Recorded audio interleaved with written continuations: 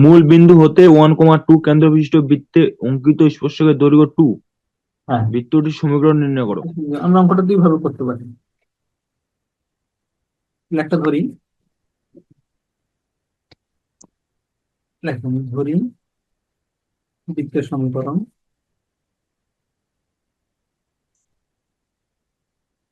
Square plus Y square যোগ 3px plus 2fy plus c সমান 0। Normally কেন্দ্র কত হবে? মাইনাস বি মাইনাস এফ, কেন্দ্র মাইনাস জি কমা মাইনাস এফ। সমান এটা এটা কত বলেছে? 1,2। অতএব মাইনাস বি সমান 1, তার মানে এখান থেকে বি সমান পাচ্ছি -1, মাইনাস এফ সমান 2, এফ সমান -2।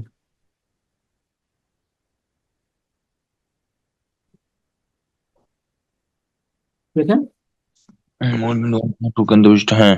অতএব তাহলে আমরা পাচ্ছি যে X square plus Y square, B এর মান কত? -1, তাহলে -2x -4y প্লাস 3 সমান 0। মনে করেন বৃত্তের সমীকরণ এটা দেওয়া আছে, এখান থেকে কেন্দ্র যদি বের করতে বলে তাহলে কি হবে? হ্যাঁ, দেওয়া আছে।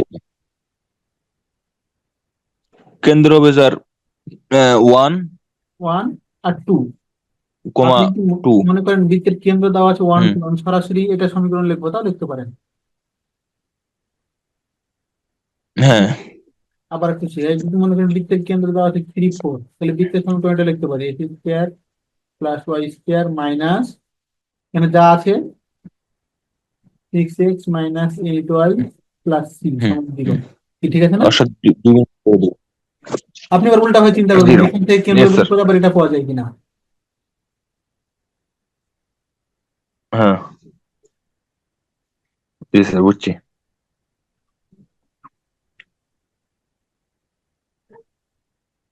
তাহলে আমাকে এখন দরকার সি এর মান দরকার না। হুম এখন মূল বিন্দু থেকে স্পর্শকের দৈর্ঘ্য দিয়ে রাখছি। এখন লেখেন মূল বিন্দু হতে X square plus Y square minus 2x minus 4y plus 3 সমান 0 বৃত্তে অঙ্কিত স্পর্শকের দৈর্ঘ্য।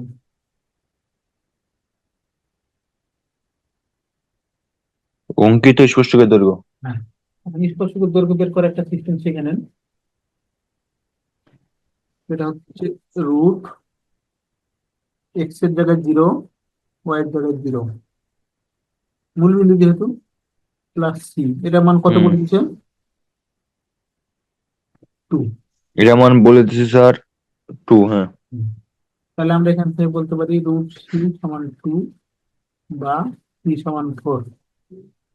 c equal to root 2, c equal to 4। হ্যাঁ, অর্থাৎ বৃত্তের সমীকরণ